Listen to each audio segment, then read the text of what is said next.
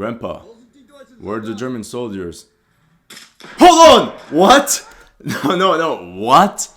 Wait, hold on. So you're telling me the sniper decided to fire at the old man instead of the buttoned up tank commander? Ah, come on!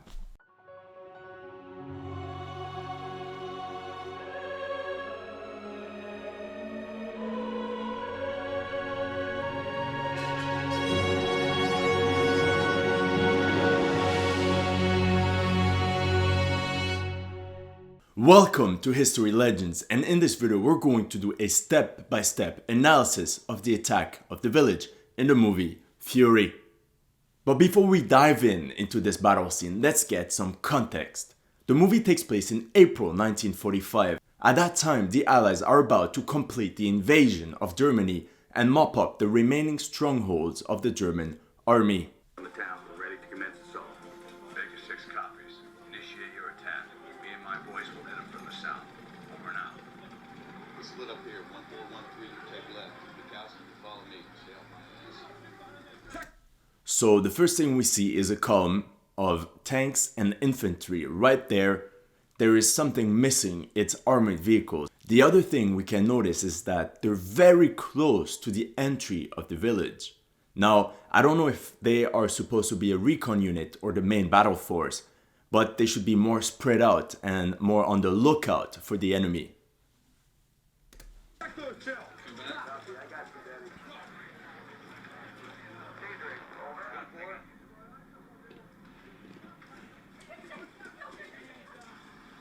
Clear the alley! Keep moving, Jack. Go. Order just punch through that wall. Now, the other thing that I see is the lack of alertness of the soldiers. From what we have to understand in this scene, they are the first element of the US Army to enter this village. They should be super careful to what is around them. Soldiers should be walking along the walls and not in the middle of the street. They should look for the windows, the basement, and way ahead of the tank. Because in this situation, we might believe the tank is the one protecting the infantry, but actually it's the opposite. It was the infantry that was supposed to protect the tank against infantry with anti-tank weapons such as the Panzerfaust or the Panzerschreck. Wall smoke. Copy. Okay, hard left. 9 o'clock. 9 o'clock. The village looks nice, pretty authentic. There's definitely this feel of 1945 Germany, destruction, the end of the war. We can sense this. Now, again, you see the soldiers are in the middle of the road. They're not even spread out. They should really go into the buildings one by one. And once they come out and say clear, then they move on to another section of the village.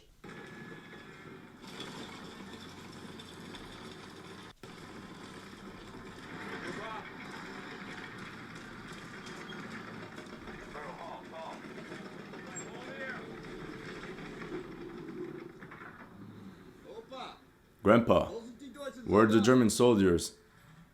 Hold on! What? No, what?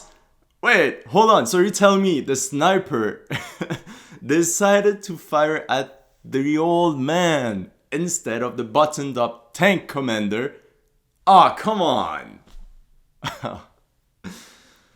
Oh my god, I can't believe it. They actually did that. I understand the dramatic effect, but come on. Why would the sniper do that? What is the tactical advantage of such a move? None. And there's not a single American casualty from his shot.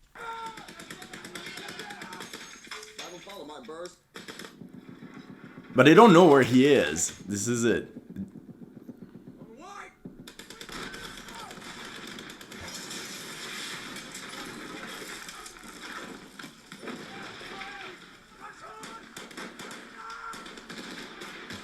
Hold on. So now there's an American soldier firing a machine gun, a Browning machine gun. This is ridiculous. Like, what do you expect to aim hip firing such a heavy weapon.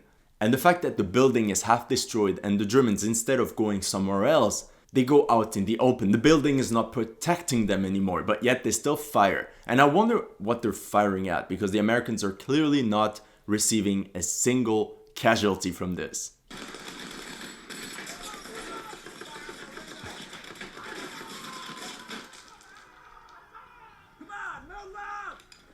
How do they know that there's no more enemy fire?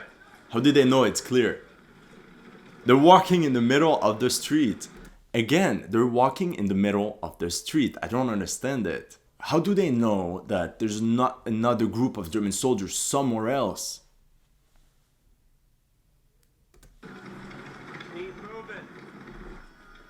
Oh no, please, no, don't. Oh my god. The effect is nice. Visually, it's very nice. Alright, visually, it's very nice. Oh, the machine gun is hidden, but I got so many questions. First of all, why didn't the machine gun fire at the same time as the sniper and the other German soldiers and cause great chaos for the American soldiers? But yet, they fire again, like in part 1, one after the other. Now, the other thing I want to talk about is the positioning of this machine gun. You know, a machine gun fires a lot of bullets and from very far. Now, have you seen where it is positioned? In the basement. It can literally not fire at anything. You cannot use its entire range. The machine gun should have been in the other building, in the house with the other soldiers. Could have had an entire view on the street and could have caused massive casualties on the Americans out in the open. Now, they decided to put the machine gun right there.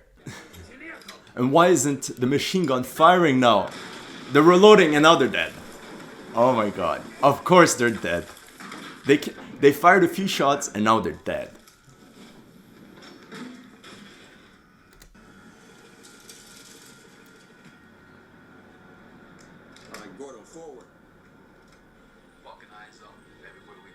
Oh, now eyes up. They lost a bunch of guys and now they start paying attention.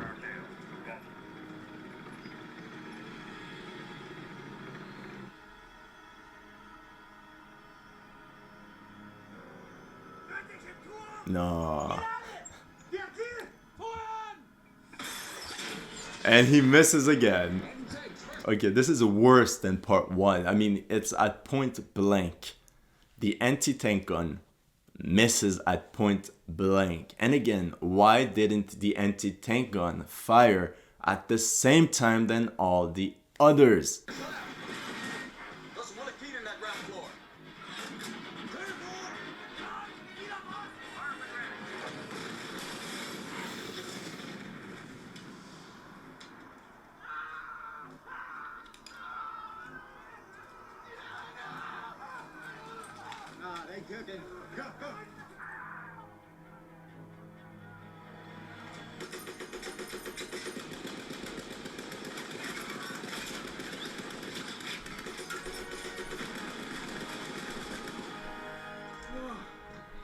Good shooting, kid. Keep stacking them up.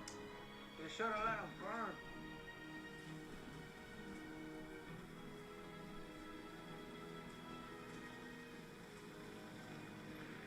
Right, look inside.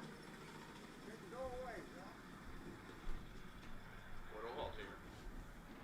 So we just saw the anti-tank gun get destroyed, and again the Americans go out of cover as if they knew the battle was over. Let's continue.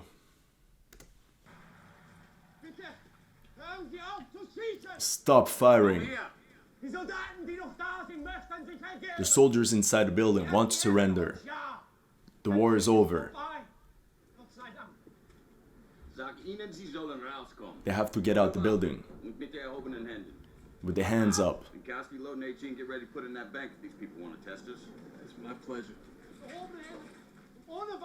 Check the door, check the door. Look, it's a bunch of kids. Cut him down. Separate. Come on. Here they come, keep an eye out. Right over there. Go. Go. Go.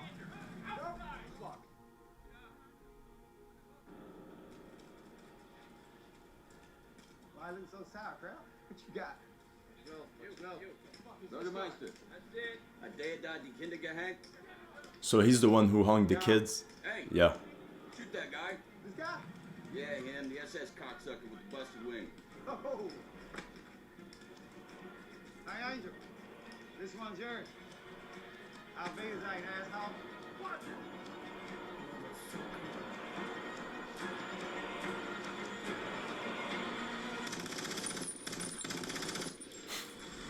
The way he falls.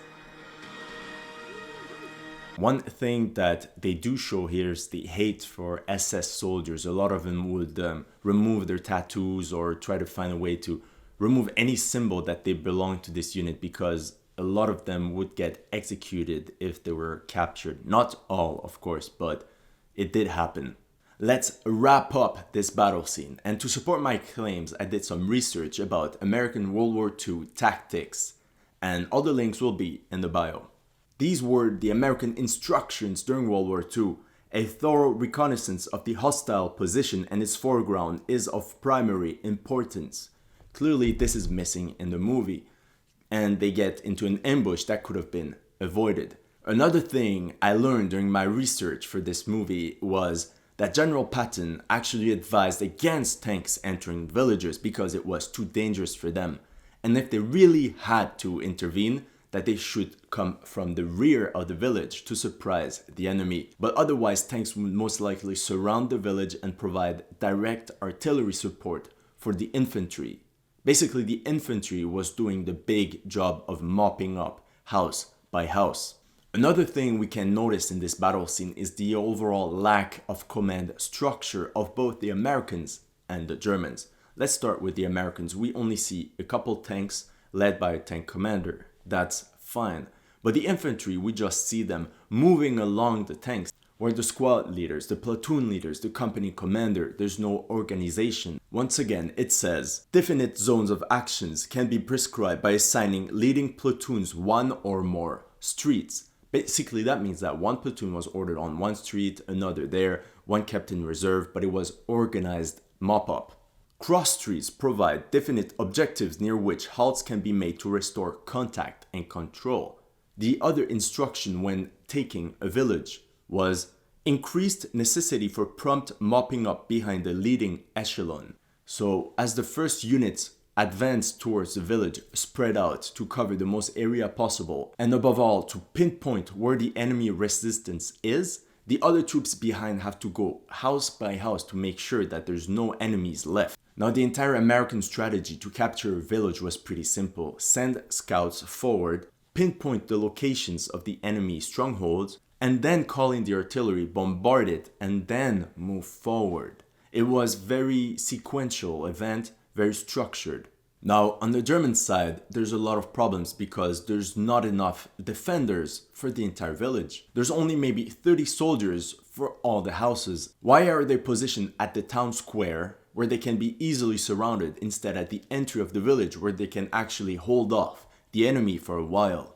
Like I said in part 1, the main problem is the same. The Germans should have all fired at the same time. What is the point of firing one after the other? Fury resembles like a Call of Duty mission. Now imagine you play the game, you enter the village. The first thing would be take down that sniper. Then clean up the entire house. Oh, surprise, surprise, now there's a machine gun, destroy that. And as you move into the town square out in the open, you have to destroy the enemy anti-tank gun. Ridiculous, it would have never happened. I think a lot of people liked the movie because it was a Hollywood version of their favorite video game. Now let's talk about the positioning of the anti-tank gun. Like we said in part 1, this anti-tank gun, a PaK-40, has an effective range of almost 2 kilometers and a rate of fire of 14 rounds per minute. What is it doing in a small town square? Alright, let me tell you how it would have actually played out. The Germans would have camouflaged their anti-tank gun at the entry of the village with a clear sight on the entire road. The German anti-tank gun fires at the first tank of the column, Fury, destroys it. The Americans pull back and call in artillery. End of the movie. Anyway, if you enjoyed this video, click the like button, Let me know what you thought about my analysis in the comment section below. And above all, don't forget to subscribe for future videos. You probably saw this book in the background. Now, if you're interested in the real story of World War II with no BS, no Hollywood BS, I highly recommend you to have a look at it. Why? Because it has first-hand accounts of the war from all sides. And there's one story in particular that talks about the invasion of Germany in 1945 from an American perspective. It's one of the most detailed stories, and I tell you, it will change the way you see movies forever. Link will be in the bio.